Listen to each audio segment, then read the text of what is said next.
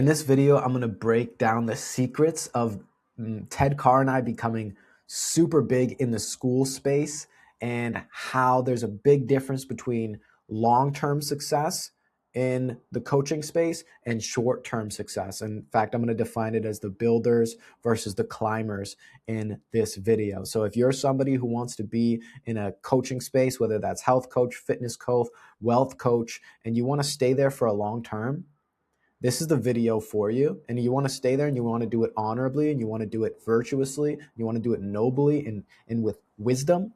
This is the exact video for you. And I'm going to break down the school rise and all that came along with it in this video in a way that I don't believe anybody has spoken about yet. In every new opportunity, people either build proof over time or they climb through politics. And what we see time over time, the second path usually collapses when conditions change. And that's exactly what's happening with school right now, as school moved from mainly focusing on make money bros and wealth coaches to now onboarding the masses so that, there's a software as a service company. They want to have as many people as possible. And that means there's a finite amount of make money bros, but there's an infinite amount of hobbyists. So they want to bring the regular person on board.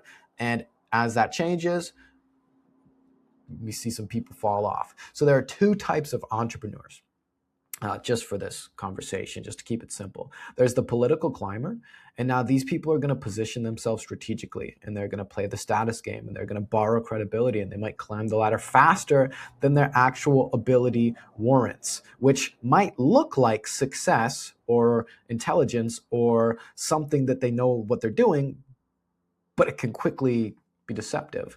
And then there's the foundation builder, and these people are building through documented work. They've been creating content for 5 years, 10 years, and 2 decades, right? Their skills match their claims. Their client success speak louder than their positioning. Now, these people might often look, they might be overlooked because they aren't playing this game. In fact, a lot of them refuse to play this game, even to their detriment, some might argue, if they're optimizing for cash collected or being super duper famous. So there's pros and cons to both sides of this. But what we're going to do is break down both sides so that you can accurately understand what side you want to be on. This was super useful for me. This is something that I've been moving back and forth and talking to ChatGPT and having him play as Aristotle for me and Socrates and understanding this game, because we see it. If you have the ability to see the political cycle and the political structure, then you see that this happens all the time. And for me, my team and I, we were early to school. I started working with Ted Carr. I climbed the political ladder. I paid for a bunch of programs, and one of them allowed me to get connected with Ted Carr.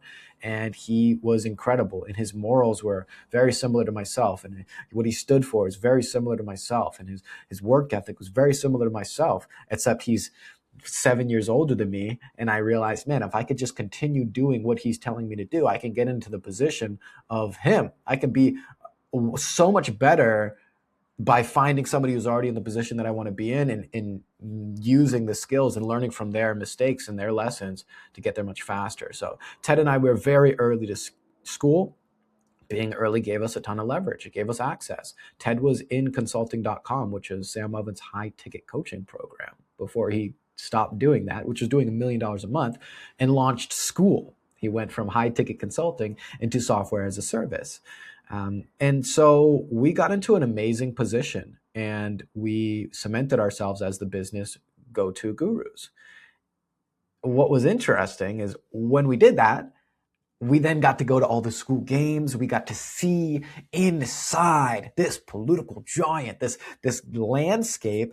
And I realized that people are playing politics on the highest scale. And I had moments where I could have climbed faster, where opportunities came across my desk, where I could leave the person that I came to the party with in order to try and further myself and benefit myself rather than the benefit of my team. And that was very interesting for me. I got to learn a lot about myself and how I react when opportunities present themselves to me. I'm happy to say that, and I'm happy to be here, is that with all of those opportunities, I felt it was best to do what was in the best for my team, do what was in the best for my clients, and do what was in the best for my mentor, Ted, the man who got me here in the first place, other than God, shout God. And even though I made that choice, and of course I wouldn't, it's an inner conflict. What I also saw were a lot of other people making similar choices, but in the opposite direction. And I got to see how that played out as well. And seeing how it played out for other people made me realize it saved me from a lot of long-term pain. The telltale difference, climbers have position without proof, right? So if you climb too fast, you can rise quickly, but you're borrowing credibility a lot of the time. And if you have a lack of documented trial of real results, things can crash pretty quickly. Look at this nice AI created picture. And builders have proof that creates position. They have a backlog, years of receipts. The trail is publicly visible and auditable. That's what was so cool about meeting Alex Hormozi is, man, this guy's been doing it for so long. He's not playing political games. It's just hard work. You look at Sam Ovens, it's very similar. It's like, man, you guys are just absolutely grinding. You look at Ted Carr. It's like, dude, you've been creating content since you were 16. That is so cool.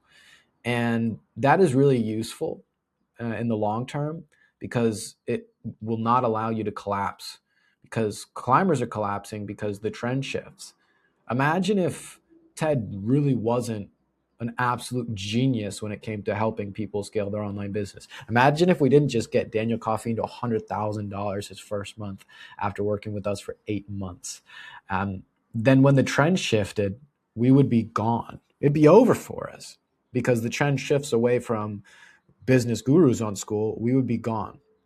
But luckily, we've documented everything and we're good to go. When the platform changes, when the relationships break, when instead of you can win the school game selling high ticket, you can only win the school game selling low ticket, right? Which is exactly what happened. We won the school games twice and then they shifted to low ticket. The spotlight moves, it goes to somebody else and people start to claim it. They're like, yo, who's really hot?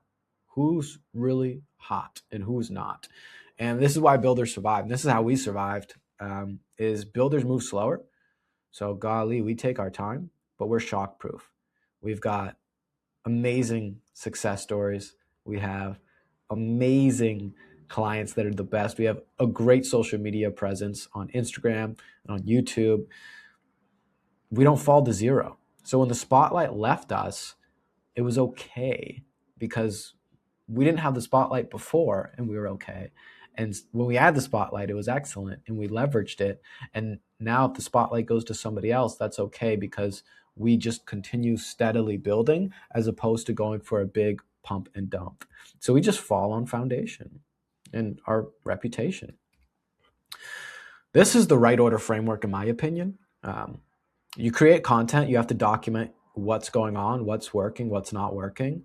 Start something simple. This is exactly what we teach our clients is post something within your bandwidth, even if it's crappy. Literally take out your phone and talk about where you're at in life right now. Talk about what you're thinking about, talking about what you're passionate about.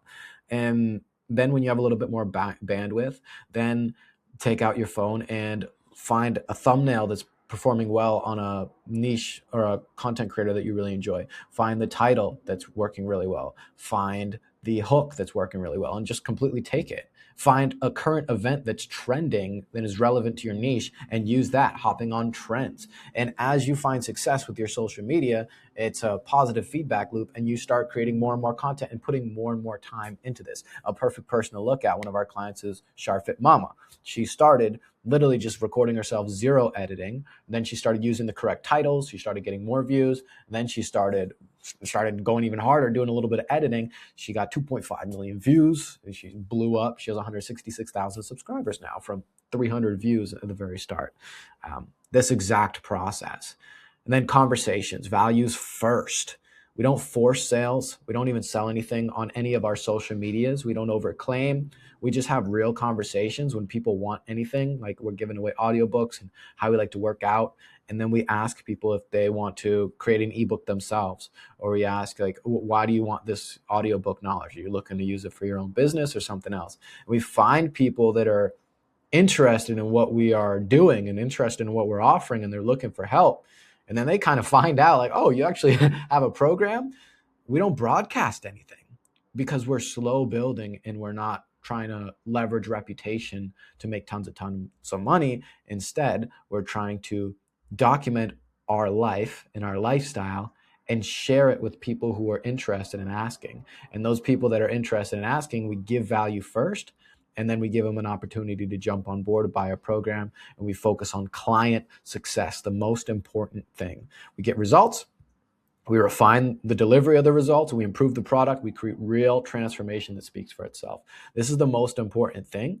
This is what then goes back down into the content of now you can now talk about the success that you're getting for somebody, which is what the foundation, that's what a builder is. It's, I'm going to go through this, I'm going to build this person up, and then I'm going to add this, another success story to my foundation. And you're one step higher. You have another person that is wishing good upon you and you've helped. The inverted or reversed, whatever you want to do. Most people get it backwards. I wouldn't even say most people. I would just say the climbers get it backwards. They invert the order and wonder why it doesn't work. They first try and sell something before they even understand why they're selling, if they have a skill to sell it, and if people want to buy it. Then they create content to try and get people to buy it. This was me in the very beginning, like when I was, 19, 20, I created t-shirts, and then I posted trying to get people to buy my t-shirts, and then nobody bought my t-shirts, and it stunk, right? You know what I mean? And a lot of people do this, especially even in the coaching space. They try and sell something, they create the content, and they're like, oh, come buy my thing. And then somebody actually does buy the thing, right? And it's a terrible thing because they don't even know what, they've never done it themselves. This is dangerous. And it's even more exponential if you're leveraging or in a position to get more notoriety or more visibility than you naturally would at your current stage, right? So this is a recipe for disaster. If you combine it with somebody who's leveraged themselves up the political ladder, now has a bunch of eyeballs on them and uses it to sell something that should not be sold in the first place. So this combined with visibility it's very dangerous. It's going to backfire. It's not good. Even though it might look good at this stage, right? Oh, I just brought in $50,000, right? At that stage, when the person just brought in 50 grand, it looks great. This is when you really start to see it. So the choice, right? This is the choice that I made. This is the choice that I make every day. And this is the choice that each one of us gets to decide. Do we want to climb fast on politics, which makes you look super successful, right? Quick positioning, borrowed credibility, no safety net, you can collapse under pressure, right? And I'm not saying either one of these is right. There can even be a Venn diagram where you leverage a little bit of both. Like I definitely bought programs to get myself around incredible people like Ted Carr, right? Which would go under borrowed credibility even, right? It could go under no safety net, right? But for me, luckily, since I borrowed credibility and then documented my proof and then earned my reputation, I built a solid foundation so that if, God forbid, Ted Carr disappeared off the face of the earth, I could then leverage my documented proof to do it again and leverage my client success to work with another client and build that up even further, right? And so there's definitely a world where you can use both, right? Where you can use some quick positioning in the short term and then build slowly on that positioning.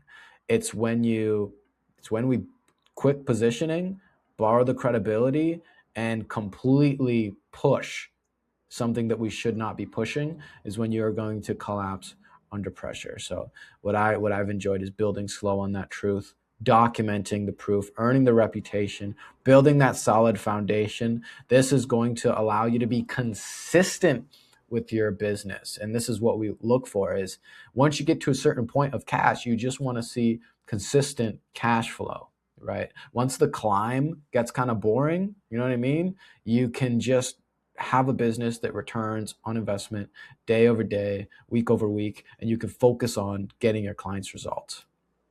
And then I got a nice little plug. Ready to build your... Nah, guys, this is a really cool thought process that I've enjoyed, and I hope you've enjoyed it, of figuring out what we're prioritizing. Are we prioritizing wealth? Are we prioritizing wisdom? Are we prioritizing nobility?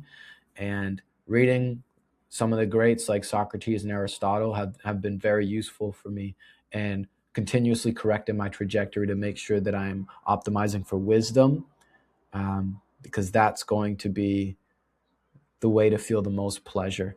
And especially as myself, I've seen highest highs. I grew up in lowest lows.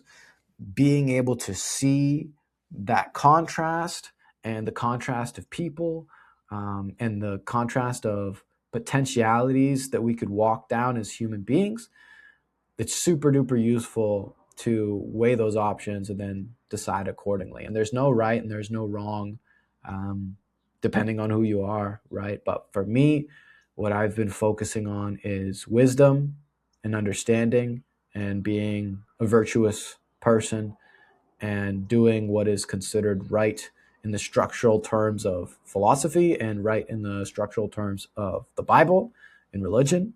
And that has given me more pleasure, as I believe is a Latin word, it's a eudaimonia, more meaning in life than the most money I've made in a month, right? The most money I've made in a month, that did not give me as much pleasure as having a client have the most success they've ever had, and doing my absolute best, and learning and spending time with my wife, and spending time with my dog, and spending time with my friends.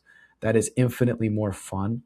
And I believe that there's room for both. You can be very wealthy, and you can have a lot of fun, and you can have a lot of success, and still be a very virtuous person.